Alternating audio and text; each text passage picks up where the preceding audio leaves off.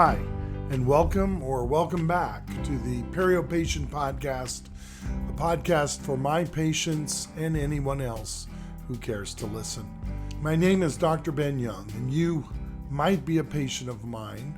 If you are, then you know who I am and what I do. But for anyone else, I am a periodontist in private practice in the beautiful city of San Antonio in the great state of Texas. I'm not a native Texan, but I got here as soon as I could. If this is your first episode, you have jumped in on number 93, and the title is My Mom.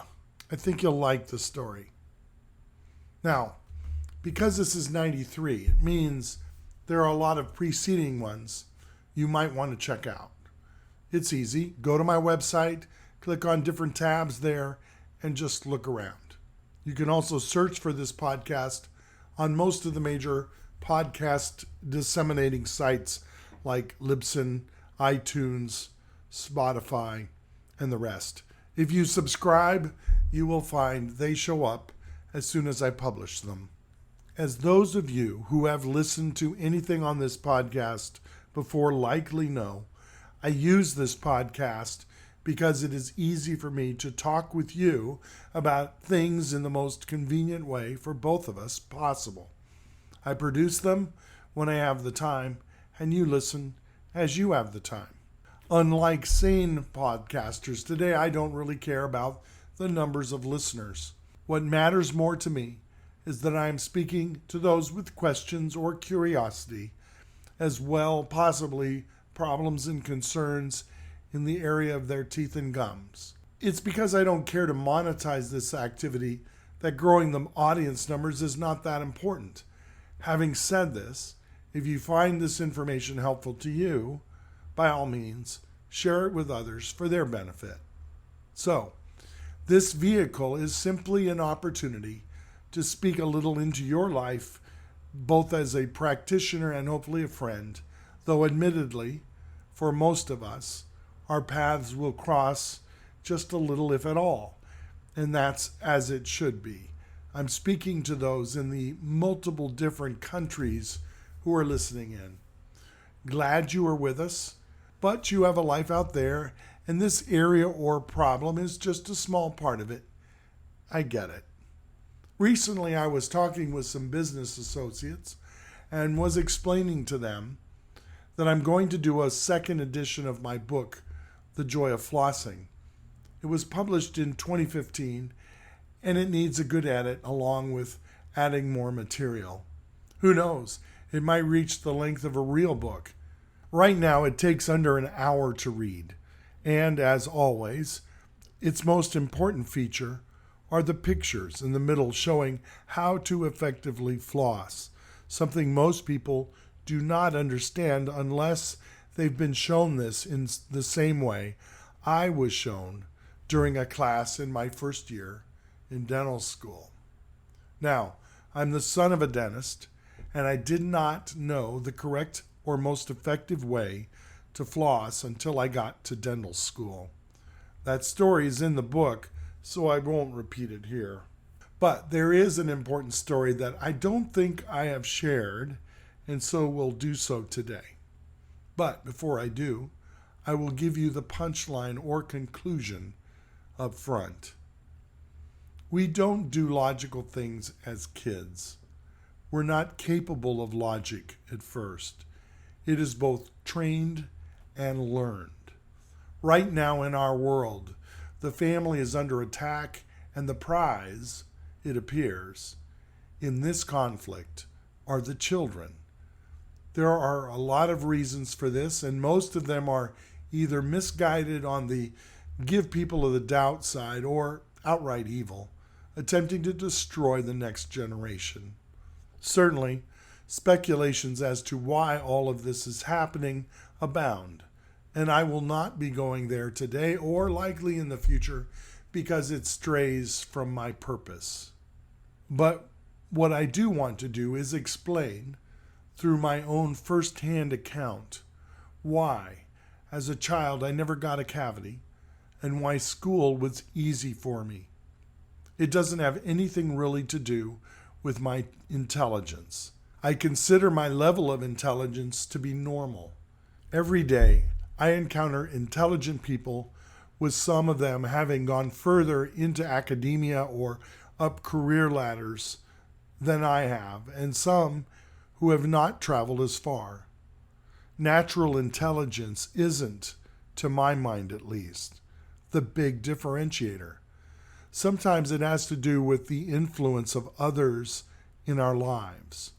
And one of these, for me, happens to be my mom. Two things to help you visualize what she was like as a mom. She was fierce, meaning she knew what she wanted and was not a pushover. Whether you were one of her kids, one of her kids' friends, one of her kids' friends' parents, or the principal of the local school, she could stand her ground. She could tell you exactly what she wanted and what she believed. The second thing is she's not particularly tall. She hovers a little above the 5-foot level. Her 4 kids all outgrew her easily. It didn't matter because I told you, she is fierce. Not so much now. She's just a sweetheart now at the age of 97. So, here it is. The reason I never had a cavity as a child was because my mom refused to allow it to happen. Sure, my dad was involved, but not like my mom.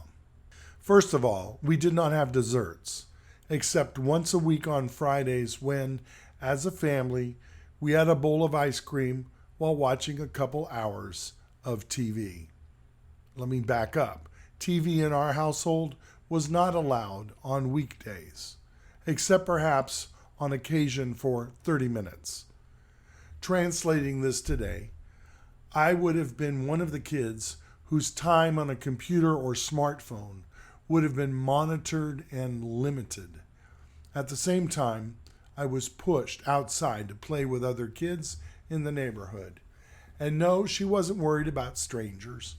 As far as my mom was concerned, the only strangers around us were the friends we hadn't yet met. So she was all about meeting people and living in a community that got along. Kids would come to my house to play, and I would go to theirs, even if it meant Mom dropped me and or my siblings off.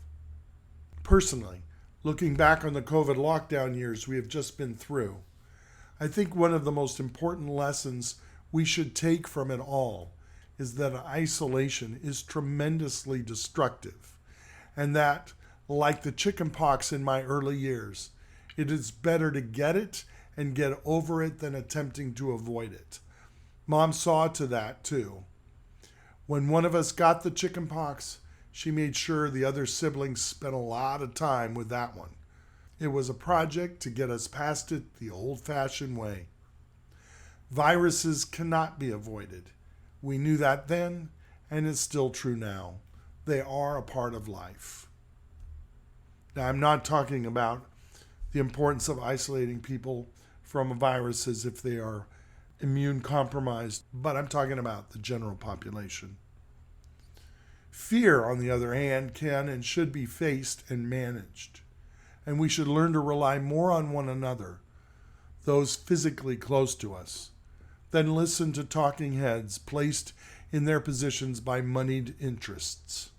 My mom, when it came to this sort of thing, was fearless, and I've already told you, she drastically limited my time in front of the TV. I hope you're getting the picture. My mom controlled my time, my food, what I was and was not allowed to eat and when, and even my early education. But before I go there, let me close the story about no cavities. From babyhood on, my mom brushed my teeth. When I could stand, she would have me stand on a little bathroom stool in front of the sink and mirror, and she would bend over and brush my teeth. As I grew, she continued to brush my teeth until I no longer needed to stand on the stool. Eventually, my mom was standing on the stool brushing my teeth. This went on probably until the age of 10. The four of us kids never told another of our friends about this behavior of my mom. It was embarrassing to say the least, but there was never a question as to whether we would permit her to do this. Did I tell you she was fierce? But that wasn't the whole story. My father backed her, and if she couldn't, for some reason, brush our teeth, he stepped in and did the job. Also, if we gave our mother any problem, we had to deal with Dad, and this was not a good thing. So certainly I complied and respected my parents, for my own good certainly, but as part of the discipline of respect they instilled in me. And what was the result of this bizarre behavior by my mom? None of us kids had any tooth decay growing up. It just wasn't allowed. Which now brings me to the most important single thing my mom did for me growing up. And there were many to choose from, but this is at the top. My fierce little mom never left it up to the school to teach me to read. She taught me herself, starting around the age of 4. We would lay across a bed with a book called Teaching Johnny to Read, first published in 1955 by Rudolf Flesch. This I credit to giving me my entire professional career. It was the most important book I ever read all the way through high school, and I read a lot of books. In addition, it launched my interest that became my major in college, which was English, and it influences me even today as I write and speak. To help you understand what all this was about and why it was so important in my life and can be brought back into the lives of children today, let me read some introductory information from the current Teaching Johnny to Read book. If you are a parent or a grandparent, I hope this encourages you to buy the book and use it with your kids.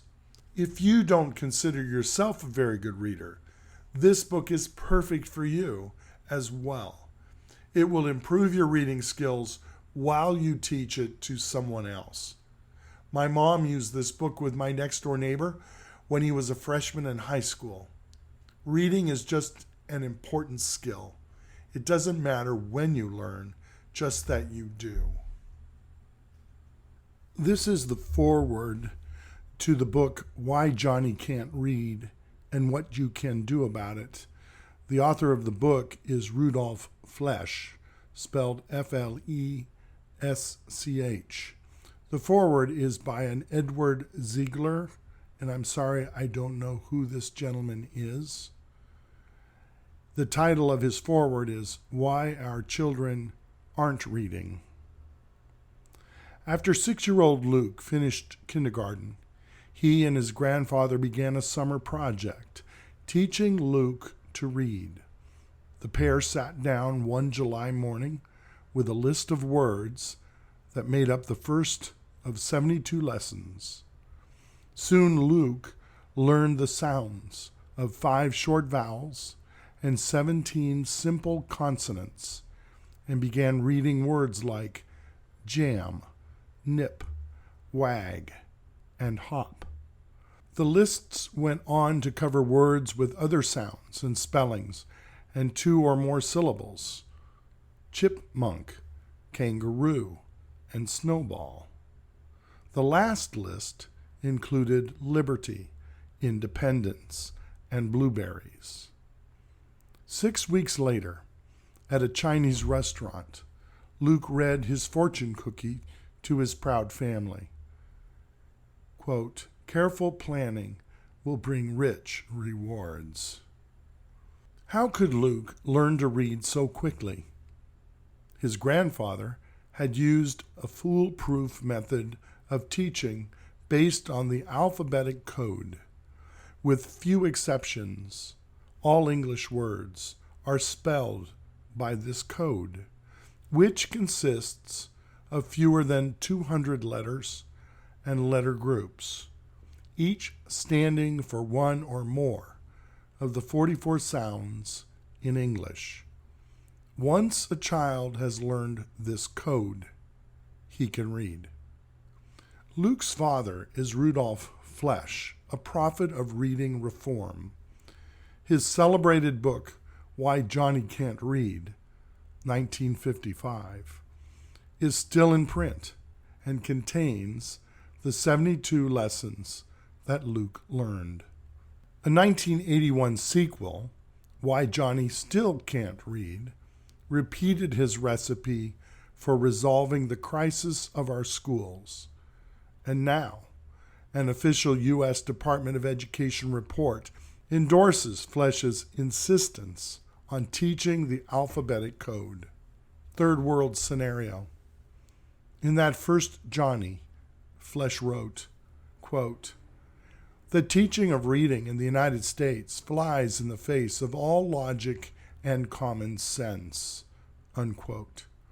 He explained that by the 1930s, to rid their classrooms of what one education professor called heartless drudgery, America's reading teachers abandoned the alphabetic code and began to teach children to guess and memorize the meanings of tens of thousands of words they would see in print.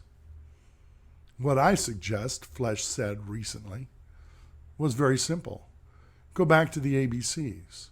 Teach children the 44 sounds of English and how they are spelled. They then can sound out each word from left to right and read it off the page. What he advocated has come to be known as phonics first instruction. As Flesch explains it, with phonics first, you teach a child to read the word fish by telling him about the sounds of F, F, I, short I, and SH, sh. Then you tell him to blend the sounds from left to right to read the word fish. To teach the word by the look and say system, you give the child a picture of a fish with fish printed underneath and encourage him to memorize the group of letters that make up fish. Then you print the word again and again and hope the child will remember what the word fish looks like and what it means. You do the same thing, more or less, with the many thousands of other English words. Most such instruction, Flesch insists, is not reading, but word guessing. Quote, "In 90% of our schools," he says, "reading isn't taught at all. Books are put in front of the children and they are told to guess at the words or to wait until teacher tells them. And the guessing goes on and on." Flesch blames the look and say method for our alarming decline in literacy. Some 27 million American adults are functionally illiterate, and 45 million more are only marginally literate. The number of adult problem readers is increasing by 2.3 million each year. At this rate, says Flesch, we'll soon join the ranks of such undereducated third world countries as Bangladesh, Haiti, and Uganda. Phonics first versus look and say. Flesch's sharply worded criticisms have brought an avalanche of accusations from the reading establishment, which remains firmly committed to the look and say method. Professional journals have called him a crank, a menace to the cause of good education, and an ignoramus. Flesch, who earned his Ph.D. at Teachers College, Columbia University, says his critics act as if a beginning reader were learning a foreign language. But, says Flesch, independent studies have proved that the average child comes to school with a speaking and listening vocabulary of about 24,000 words. Learning to read is simply learning a system of notation for the language the child already knows. As he wrote in the first Johnny, Ever since 1500 BC, wherever an alphabetic system of writing was used, people have learned to read by simply memorizing the sound of each letter in their alphabet, except 20th century America. We have thrown 3,500 years of civilization out the window. The modern look and say method started with education professors at Columbia University and the University of Chicago. Dick and Jane and other basal reader series were soon developed. These products presumably made learning to read wholly painless for small children, says Flesch. Today, 90% of our schools use Look and Say. In the 55 years since the introduction of Look and Say, many reading effectiveness studies have been made. As Flesch wrote in the second Johnny, quote, 124 such studies have carefully compared phonics first and Look and Say. Not a single one proved the superiority of Look and Say. I got it done. Although the reading establishment has ignored Flesch's system, the U.S. government has not. In its recent report, Becoming a Nation of Readers, it acknowledges that Flesch's basic assumptions are right. Sponsored by the U.S. Department of Education, this report is the result of 2 years' work by a 9-member commission on reading, chaired by Richard C. Anderson of the University of Illinois. The report recommends that teachers of beginning reading should present well-designed phonics instruction. The report says that most reading programs use phonics only in an incidental way. The teacher might write a list of words such as sand, soft, and slip on the board and let the class discover that all have the letter S in common. Only then will the children be told that the letter stands for the sound you hear at the beginning of sand, soft, and slip. Fleisch remarks that such, quote, analytic phonics is not phonics at all. The children have memorized the look of sand, soft, and slip long before the teacher lets them in on the secret of the sound of S. Flesch also criticizes the overuse of common words that are not spelled as they sound. The upshot is that Look and Say books obstruct the link that the young pupil might otherwise make between the letters and the sound of the word that they spell. For example, one basal reader includes this passage. "We have come, Grandma," said Anna. "We have come to work with you." "Come in," Grandma said. These 3 sentences have 17 words, Flesch points out. Most of them don't follow the rule of spelling. By those rules, have, H-A-V-E, should rhyme with save, S-A-V-E. Come, C-O-M-E, with home, H-O-M-E. Said, S-A-I-D, with maid, M-A-I-D. To, T-O, with so, S-O. You, Y-O-U, with thou, T-H-O-U. These irregularly spelled words prevent the child from learning the alphabetic code. Each time the child faces an unfamiliar word whose meaning he hasn't memorized, he can only guess its meaning from the context. Even our best readers habitually skip all short prepositions, articles, and conjunctions, and misread back as black, kid as kind, razzing as realizing, physicians as physicists, and manicured lawns as manufactured lawns. We have become a country of programmed inaccuracy. In the first Johnny, a passage suggests the shortcomings of the Look and Say method. A child who had successfully read the word children on a flashcard was unable to read it in a book. He insisted that he had never seen the word before. Then he was presented with the flashcard and asked how he recognized the word as children. By the smudge in the corner, he replied.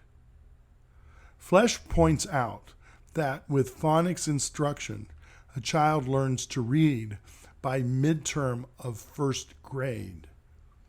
There should be no such thing as levels of reading, he says. Once a child knows how to read, he reads.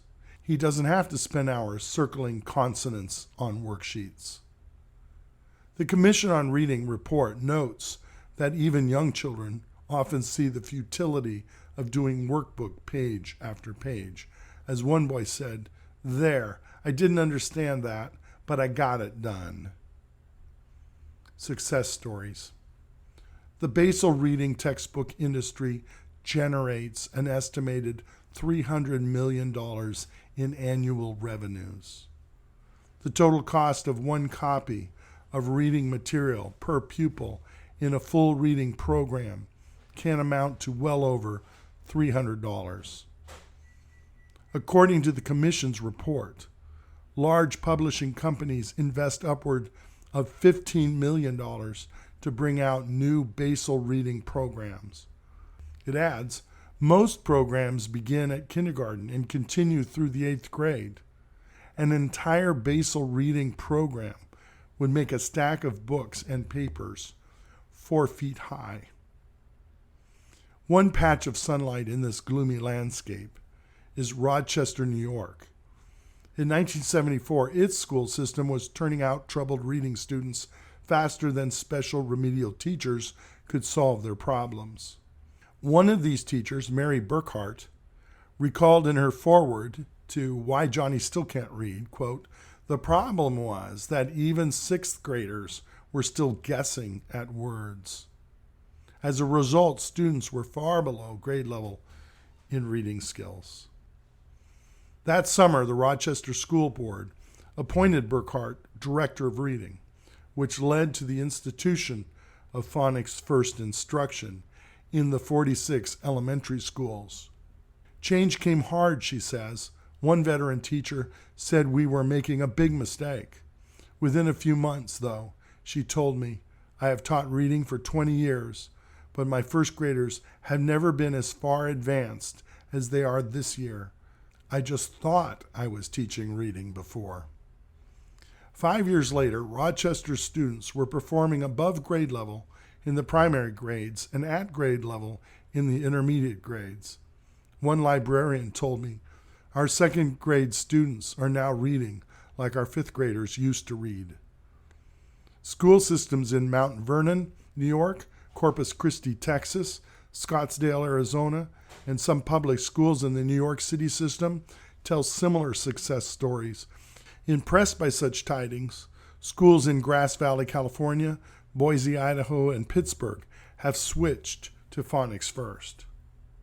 Why not just kick out Look and Say once and for all and supplant it with phonics first? As Michael Brunner, senior associate of the staff of the Department of Education, points out, most members of the reading establishment reject in theory and in practice a pro-phonics approach to reading instruction. Also, many of the professors who write the textbooks their students must buy and use espouse the Look and Say method. What can a parent do? Find out what system your local schools use and demand phonics first. But there are snares here, as many Look and Say books are wrapped themselves in camouflage. One good way to find out if a book is really phonics first is to see if the first unit deals with the sounds of vowels and consonants in isolation and within words.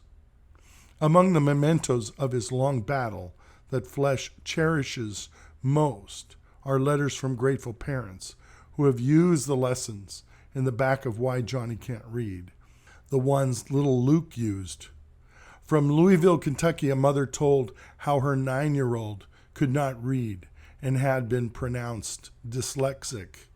"I used your drills," she writes.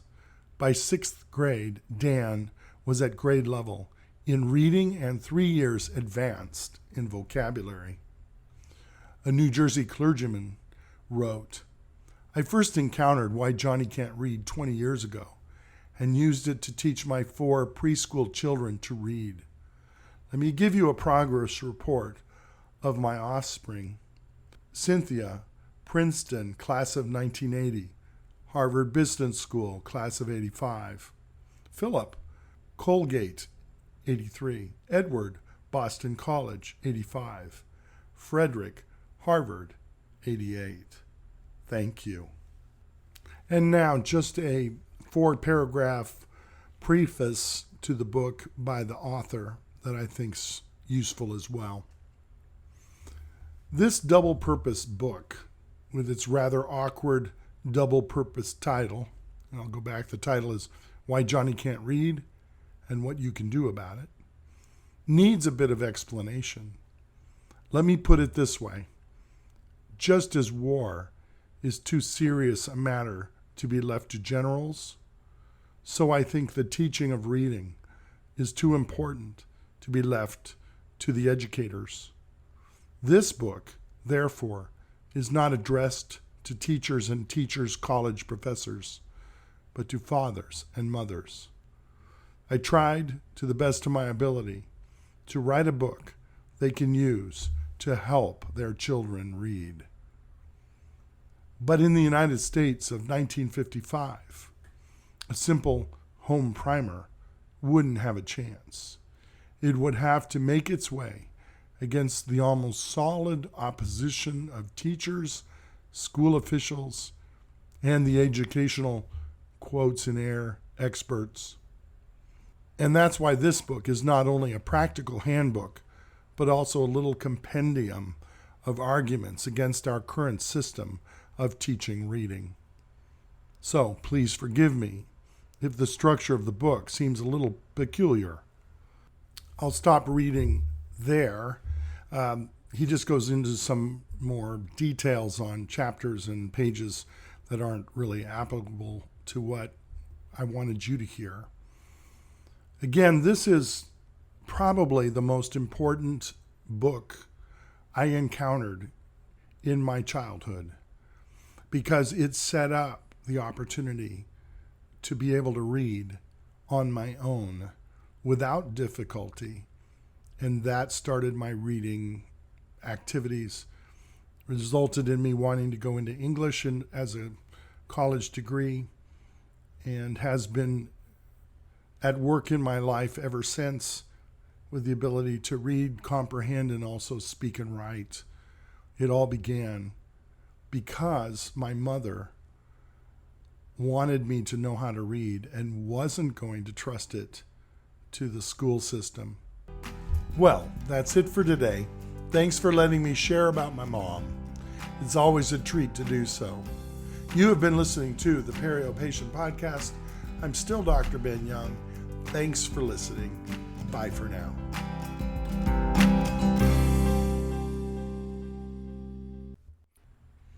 I bet you didn't know this about me. I used to be indecisive. Now I'm not so sure. Now go